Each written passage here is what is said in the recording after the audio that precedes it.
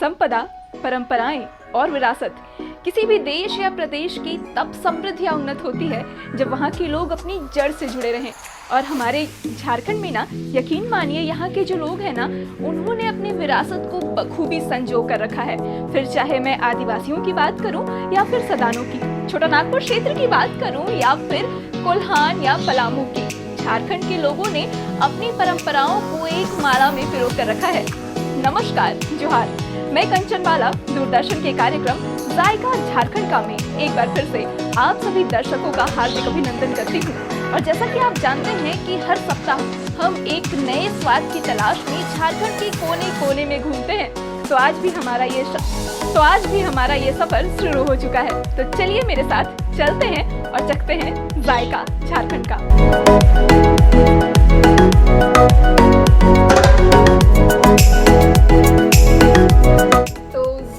झारखंड का के आज की इस कड़ी में हम आ पहुंचे हैं झारखंड के छोटा नागपुर क्षेत्र में।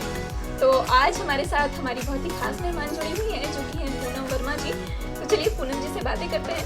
नमस्कार पूनम जी, कैसी हैं आप? नमस्कार, मैं ठीक हूँ।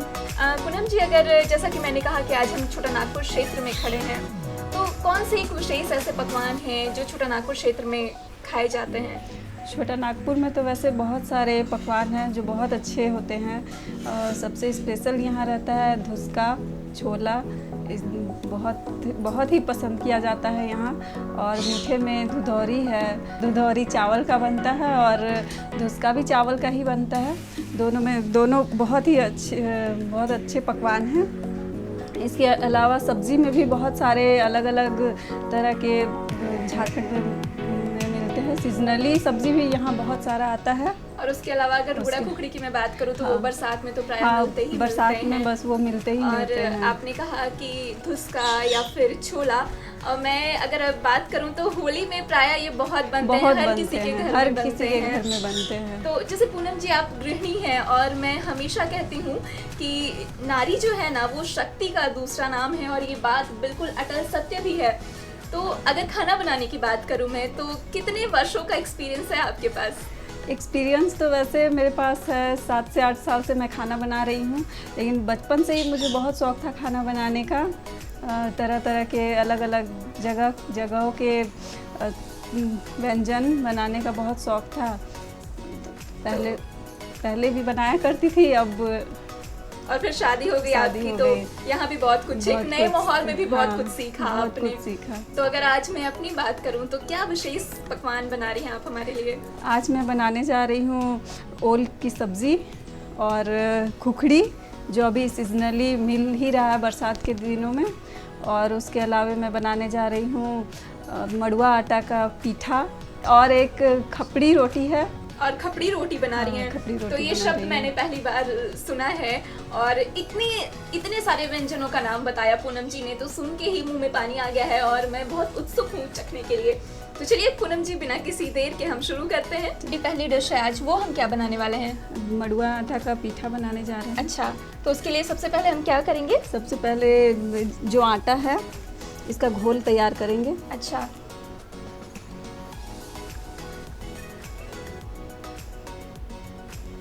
कंसिस्टेंसी का भी हमें ख्याल रखना पड़ता है, मतलब कि इसमें। अच्छा, चावल का पिट्ठा तो हर जगह हमने खाया है और सुना भी है, लेकिन मड़ुआ का पिट्ठा आज पहली बार देख रहे हैं। तो तेल हमने करीब 1 चम्मच के हिसाब से डाला है।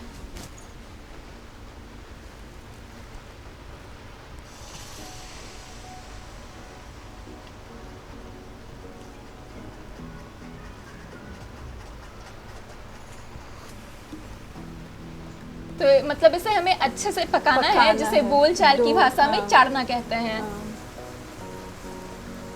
और मैं देख सकती हूँ कि ये सूख भी रहा है धीरे धीरे। ये बिल्कुल आटे की तरह हो जाएगा और कलर भी चेंज हो चुका है मड़ुआ का। तो जब तक इसका पानी नहीं सूख जाता, हमें इसे तब तक पकाना है। इसे अब ठंडा होने के लिए छोड़ देते हैं। अब हम अपनी अगली डिश बनाएंगी, जो कि खुखड़ी की सब्जी है। इसे मैंने धो कर रखा है। ये देखिए, बिल्कुल सफ़ेद रंग का है खुखड़ी।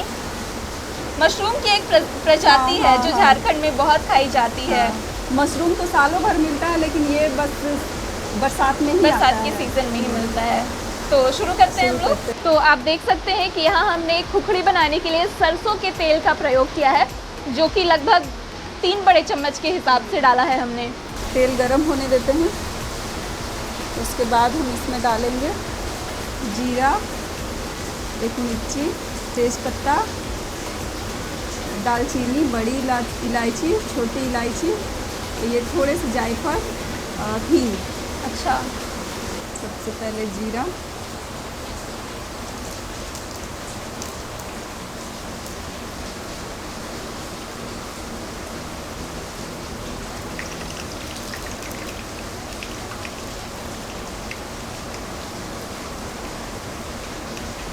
अच्छा, खुखड़ी की सब्जी तो मैंने खाई है पूनम जी, पर हींग मैंने नहीं देखा प्रयोग होते हुए, तो ये कुछ अनोखा है। हाँ, ये पाचन में बहुत अच्छा रहता है, खाना अच्छे से डाइजेस्ट कर देता है। क्योंकि मैंने प्राय जहाँ भी खुखड़ी खाई है तो वहाँ हींग का प्रयोग नहीं होते हुए देखा है, लेकिन पूनम जी अलग तरीके से खुखड़ी की सब्जी बना रही हैं। और लगभग कितने प्याज लिए हैं हमने इसमें? लगभग 250 ग्राम खुखड़ी में 200 ग्राम प्याज। तो मतलब 3-4 बड़े प्याज आप हाँ, अगर हाँ। लेंगे तो आपकी खुखड़ी जो है वो खुखड़ी बन बहुत जाएगी। अच्छे से, हाँ।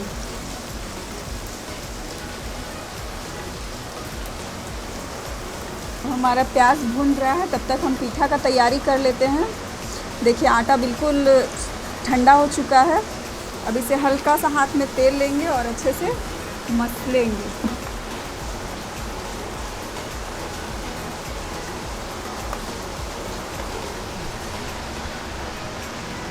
तो एक तरफ तो कढ़ाई में खुखड़ी के लिए हमारा प्याज भून रहा है और दूसरी तरफ पूनम जी तैयारी कर रही हैं पिठा की, क्योंकि आटा जो है हमारा वो ठंडा हो चुका है।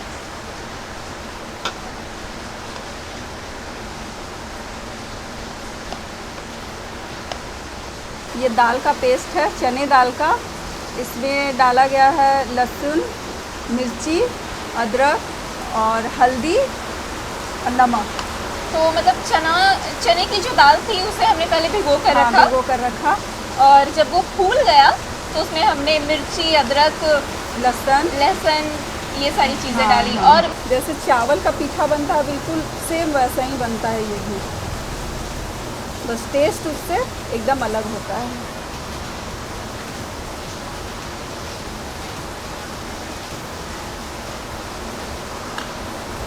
ये देखिए, वाह। तो यहाँ अगर प्याज की मैं बात करूँ तो प्याज हमारा सुनहरा हो चुका है, तो हमें इसे और भूनना है। हाँ, और थोड़ी देर। और थोड़ी देर तो क्या इसके लिए आँच को हम तेज करेंगे? तेज कर सकते हैं, हाँ। कढ़ाई में पानी डाल देंगे और इसे उबालेंगे एक छन्नी पे। अच्छा, प्याज भुन चुका है, अब इसमें डाल देते हैं ये खुखड़ी।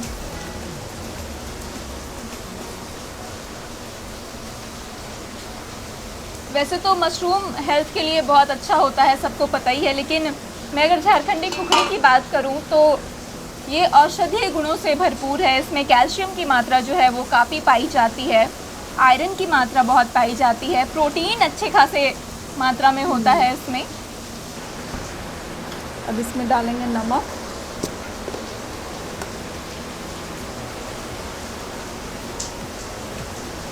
खुखड़ी गल जाता है, बहुत गलता है, इसीलिए नमक हिसाब से डालना पड़ता अच्छा, है। तो अब जितना नमक खाते हैं उससे थोड़ा कम ही कम ही डालें, डालिए। क्योंकि वो फिर ना इसमें बहुत पानी भी होता है, तो बहुत वो पानी सूख होता कर है। बिल्कुल आधा हो जाएगा।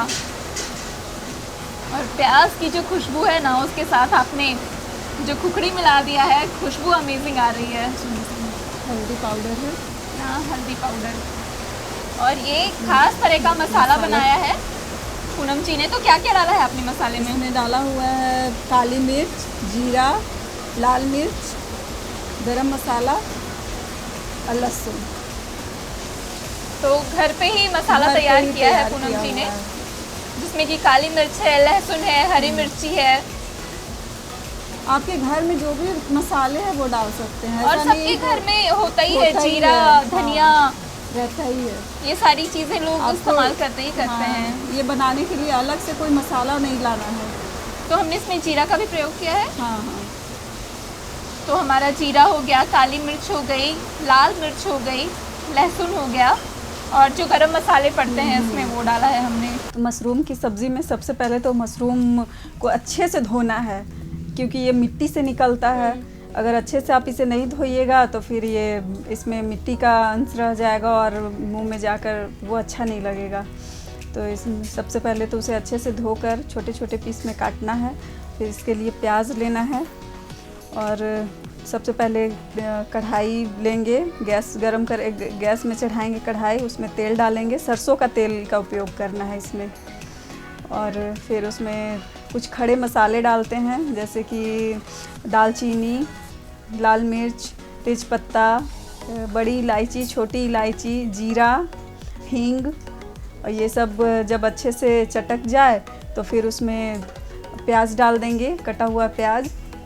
और जब गोल्डन ब्राउन हो जाए प्याज, उसके बाद उसमें कटा हुआ खुखड़ी डालेंगे, और फिर उसमें मसाले डालेंगे, जैसे कि हल्दी, जीरा, काली मिर्च, लाल मिर्च, धनिया, गरम मसाला, और फिर उसे अच्छे से भूनना है, कम से कम 10 से 15 मिनट। और अच्छे से जब भून जाए तो आपको अगर ग्रेवी खाना है तो उसमें पानी डाल दीजिए, और नहीं खाना है तो उसे सूखा ही रहने दीजिए, और फिर वो तैयार है। मसाले को आप मुझे सौंप दीजिए, इसे मैं बंद करके रख देती हूँ। तो पानी हमें एकदम गर्म करना है, उबलने तक, तभी तो भाप आएगा, तभी तो पिट्ठा पक पाएगा। पानी तो हमारा बॉईल हो गया। बॉईल हो गया। अब इस पे हल्का सा पहले तेल डालेंगे, नहीं तो ये चिपक जाएगा। तो जिस भी बर्तन में आप पिट्ठा बना रहे हैं, आप कोशिश कीजिए कि तेल डाल दीजिए, ताकि पिट्ठा सतह में चिपके ना बर्तन के।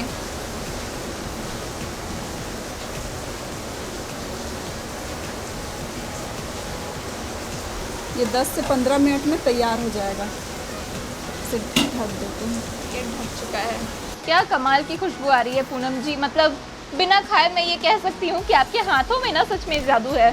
तो एक तरफ हमारा खुखड़ी बन रहा है, दूसरी तरफ हमारा पिट्ठा बन रहा है। हम पिट्ठा को चेक करते हैं। तो देखिए, हम अभी चेक कर रहे हैं कि पिट्ठा हमारा बनके तैयार हुआ है या नहीं। तो चूंकि ये देखने में बहुत इंटरेस्टिंग लग रहा है और हेल्दी भी है, तो बच्चे ना इसे फटाफट से खा लेंगे, क्योंकि देखिए आप, ये बिल्कुल पेस्ट्री की तरह दिख रहा है। तो इसमें रागी का आटा का उपयोग किया गया है। तो सबसे पहले तो आटा में थोड़ा सा नमक स्वाद अनुसार डालकर, नमक और पानी डालकर उसे अच्छे से घोल तैयार कर लेंगे। फिर एक कढ़ाई लेंगे, उसमें थोड़ा सा 1 चम्मच लगभग तेल डालेंगे, और फिर जो घोल तैयार किया है वो डाल देंगे, और अच्छे से उसे पकाएंगे जब तक कि वो डो के तरह नहीं बन जाए, ताकि उसे हम बेल कर रोटी भी बना सकते हैं। और फिर जब वो पक जाए तो उसे निकाल दीजिए, ठंडा हो जाए तो फिर उसमें फिलिंग के लिए चना का दाल, आप इसमें उड़द का भी दाल ले सकती हैं, लेकिन मैंने चना का दाल डाला है। चना दाल और लहसुन, मिर्ची, अदरक, हल्दी और धनिया का पत्ता, ये सारी चीज़ मिलाकर, नमक मिलाकर अच्छे से उसमें भरकर पिट्ठा का शेप डाल के उसे आप भाप लगा सकते हैं। और मुझे लगता है कि हमारी खुखड़ी भी जो है वो बनकर लगभग तैयार हो गई है। तो हमने गैस को यहाँ पे कर दिया है बंद, और हमारी खुखड़ी की सब्जी जो है वो बनकर तैयार हो चुकी है। अब बढ़ते हैं अगली डिश की ओर, जो है ओल की सब्जी। तो तीसरी डिश जो है हमारी वो ओल की सब्जी है। सब्जी है, इसे भी सरसों के तेल में बनाया जाता है। अच्छा, पहले तो इसे तल के निकाल लेंगे, ओल को डाल के इसे अच्छे से तल कर निकाल लेंगे।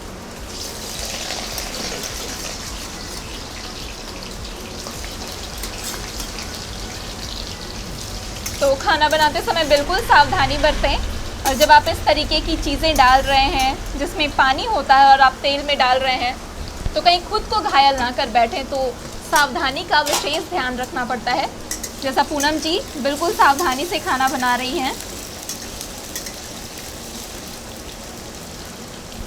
ओल अब भून चुका है। तो आपने कहा था कि इसे बिल्कुल गोल्डन होने तक, सुनहरा होने तक भूनना है, तो बिल्कुल भुन चुका है, ये सुनहरा दिख रहा है। उसी तेल में हम अब आगे की प्रक्रिया जो है वो शुरू कर रहे हैं। तो हमने एक तेज पत्ता डाला इसमें। तो इस मसाले में क्या क्या चीज़ें डाली है हमने? सरसों, लहसुन, मिर्ची और गोलकी, अच्छा, जीरा और गरम मसाला थोड़ा सा बस। तो ओल की सब्जी में जो है ना, उसमें सरसों जो है वो बहुत ज़रूरी इंग्रेडिएंट होता है। तो उसके अलावा पूनम जी ने इसमें सरसों के अलावा लाल मिर्च, काली मिर्च, जीरा, यही सारी चीज़ें डालकर जो है मसाला तैयार किया है। और लहसुन भी डाला क्या आपने? लहसुन भी डाला है। अच्छा, तो देखिए खूब सारे टमाटर हैं यहाँ पे। तो ओल की सब्जी में आप चाहें तो जितने भी टमाटर का प्रयोग कर सकते हैं, स्वाद तो अच्छा आएगा ही आएगा। और जैसा कि मैं बताते आ रही हूँ बहुत पहले से कि इसकी प्रकृति होती है मुंह में जाकर ये लगता है, मतलब कि काटता है, तो टमाटर से वो चीज़ें जो है वो दूर हो जाएगी।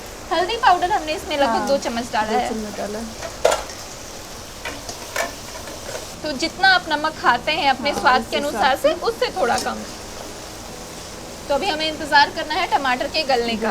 ये इसीलिए ज़रूरी है क्योंकि एक तो आपके खाने में स्वाद आता है, मसाले जो हैं वो वाष्प बनकर उड़ नहीं जाते, और दूसरा ये है कि ईंधन की बचत होती है जो कि बहुत ज़रूरी है। तो ये मसाला हमारा भुन चुका है। तो पूनम जी, जैसा कि अगर मैं समय की बात करूं तो काफ़ी देर तक हमने मसालों को पकाया है, लगभग 10 मिनट तक तो पकाया ही पकाया है। तो टमाटर अब हमारे जो हैं वो अच्छे से गल चुके हैं और मसाले भी कढ़ाई में, वो कहते हैं ना तेल छोड़ देना, तो वो भी हो चुका है। तो मतलब मसाला हमारा पककर तैयार है। हम इसमें डाल देते हैं ओल।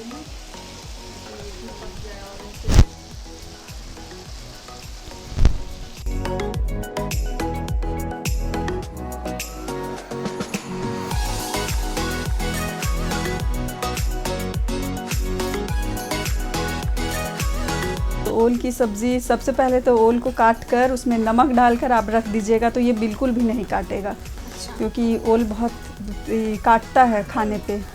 तो उसे काट कर छोटे छोटे पीस में नमक डालकर कम से कम 2 घंटा के लिए छोड़ दीजिए। और उसके बाद अच्छे से धोकर सबसे पहले कढ़ाई में तेल गर्म करते हैं, इसे भी सरसों के तेल में ही बनाते हैं। फिर ओल को अच्छे से गोल्डन ब्राउन होने तक तल लेना है, उसे भूनना नहीं है, हल्का तेल में थोड़ा ज़्यादा तेल डालकर गोल्डन ब्राउन होने तक उसे भून लेना है। फिर उसी तेल में उसमें डालेंगे पहले तड़का पे सरसों और तेज़पत्ता, और फिर उसमें मसाले डालेंगे, सरसों, जीरा, काली मिर्च, लाल मिर्च, लहसुन, गरम मसाला और टमाटर। मेन टमाटर है, टमाटर नहीं डालिएगा तो ये कितना भी इसे धो लीजिए, कितना भी कुछ कर लीजिए, ये काटेगा ही। टमाटर डालना बहुत ज़रूरी है। और फिर अच्छे से मसालों को भूनकर उसमें ओल डाल देंगे भुना हुआ, और फिर पानी डालकर अच्छे से पका के उतार लेना है। ये भी 10 से 15 मिनट में तैयार हो जाता है। अगला डिश खपड़ी रोटी, जो चावल से बनता है। इसमें और कुछ भी नहीं डाला जाता है, बस चावल रहता है, चावल और नमक। चावल को 2 घंटा तक पानी में डालकर भिगो दिया था, और उसके बाद इसका एक गाढ़ा पेस्ट तैयार किया है। तो अगर चावल की बात करूँ तो उसमें उसना चावल का प्रयोग हुआ है या अरवा चावल? अरवा चावल का। अरवा चावल का। और इसे बनाया जाता है मिट्टी के बर्तन में, इसीलिए इसका नाम खपड़ी रोटी है। तो नाम काफ़ी इंटरेस्टिंग है, और मुझे लगता है कि इसकी जो प्रक्रिया है ना वो भी काफ़ी इंटरेस्टिंग होने वाली है। ये मिट्टी का बर्तन है, ये मार्केट में आसानी से मिल जाता है, किसी भी दुकान में, पूजा का दुकान में ज़्यादा करके मिलता है। अच्छा, इसमें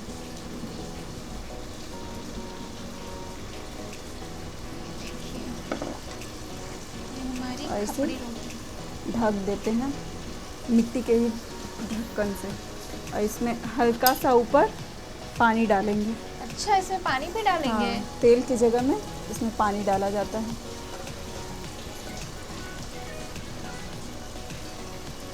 तो आप देख रहे हैं ना कितने अनोखे तरीके से ये खाना बन रहा है। मतलब मिट्टी का बर्तन है, किसी मसाले का, किसी तेल का प्रयोग नहीं हुआ है, बस चावल के आटे से बना एक अनोखा डिश, और उसे खपड़ी से ढक दिया गया है। और खपड़ा रोटी, क्या कहें, खपड़ी रोटी, और इधर हमारी खपड़ी रोटी भी मिट्टी के बर्तन में बना हुआ है तो बहुत ही अच्छी खुशबू आ रही। चावल को भिगोने के लिए अरवा चावल का उपयोग किया गया है इसमें, और नमक का, बस। और इसमें कुछ भी नहीं डालना है। और इसका गाढ़ा पेस्ट तैयार करना है, ज़्यादा पतला नहीं करना है। ज़्यादा पतला कर दीजिएगा तो ये फिर नहीं बनेगा। और आँच का विशेष ध्यान रखना है। हाँ, आँच का विशेष ध्यान रखना है। और ये मिट्टी के ही बर्तन में पकता है। अच्छा। और किसी में नहीं पकेगा। तो चावल हमने रात भर सोख करके रखा था इसके लिए। हाँ, इसके लिए। तो इस तरीके से हमारी जो खपड़ी रोटी है वो बनकर तैयार हो गई। और हमारी पूरी थाली झारखंडी पारंपरिक पकवानों से इस तरीके से सज के तैयार हो गई। तो देखिए हमारे सामने जो झारखंडी पारंपरिक थाली है वो सज कर तैयार हो गई है और मेरे हाथों तक पहुंच गई है, जिसमें कि ये पिट्ठा है जो कि मड़ुए का आटा का है, चना दाल का बना हुआ। और ये जो मैंने कही और मैं बार बार कह रही हूँ कि अनोखी डिश है खपड़ी रोटी। और अभी भी इसकी खुशबू जो है ना वो बेहद सौंधी आ रही है। और ये झारखंड का मटन खुखड़ी हमारे सामने, और ये है ओल की सब्ज़ी जो कि बिहार, झारखंड या फिर भारत के किसी भी क्षेत्र में खाई जाती है। तो ये है आज का झारखंडी जायका हमारा। तो पूनम जी, बहुत ही प्यार से और बहुत ही मेहनत से आपने इतनी सुंदर थाली हमारे सामने सजाई है, जिसे देखकर मैं बहुत खुश हो गई हूँ। तो आप बताइए मुझे कि किस एक चीज़ से मुझे शुरुआत करनी चाहिए?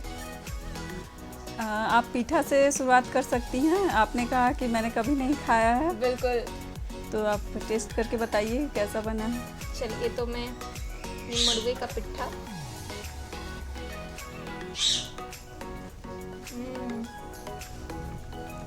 वाकई बहुत स्वादिष्ट है।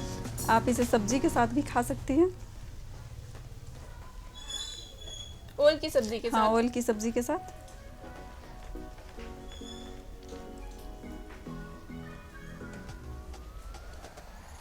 वाकई बहुत अनोखा स्वाद है इसका। पिट्ठा बहुत टेस्टी बना है। दाल में लहसुन का जो फ्लेवर है ना वो इस पूरे पिट्ठे में चार चांद लगा दे रहा है। और मड़ुआ का तो जैसा कि मैं बार बार कहती हूँ कि अपना एक अलग ही सौंधापन होता है। और जैसे ओल की सब्जी की भी बात करूँ मैं तो परफेक्ट मसाले हैं इसमें, नमक बहुत बैलेंस है और टमाटर का बहुत अच्छा सा स्वाद आ रहा है, बहुत अलग है, बहुत अनोखा है। और सरसों का भी एक स्ट्रॉन्ग फ्लेवर है इसमें। तो वाकई ओल की सब्जी भी बहुत बहुत ज़्यादा लजीज है।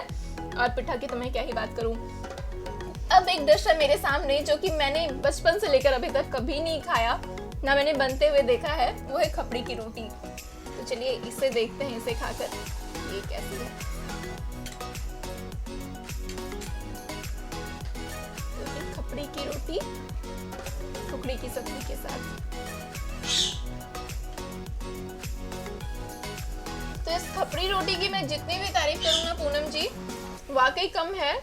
बहुत अच्छा टेस्ट है, नमक और चावल का परफेक्ट मिश्रण है कहूँ तो।